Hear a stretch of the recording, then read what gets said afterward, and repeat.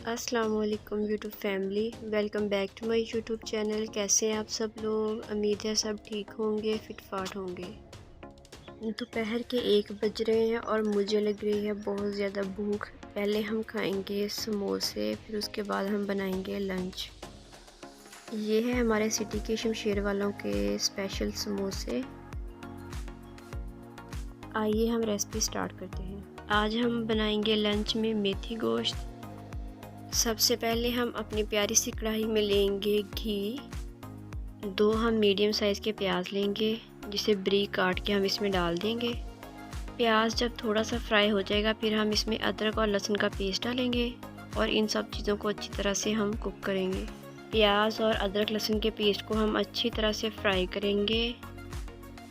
2 medium size के टमाटर, 4 से 5 सब्ज़ मिर्चें, इनको अच्छी तरह से वॉश करके बारीक काट के वो हम इसमें ऐड कर देंगे। इन सब चीज़ों को हम अच्छी तरह से मिक्स करेंगे और इनको 1 मिनट तक हम कुक कर लेंगे। अब हम इसमें कुछ स्पाइसेस ऐड करेंगे। 1 टीस्पून रेड मिर्च का पाउडर, 1 टीस्पून खुश्क धनिया पाउडर, 1 टीस्पून हम इसमें हल्दी ऐड करेंगे और हाफ़ टी स्पून हम इसमें ज़ीरा पाउडर ऐड करेंगे। इन सब चीज़ों को हम अच्छी तरह से कुक करेंगे 1 से 2 मिनट तक।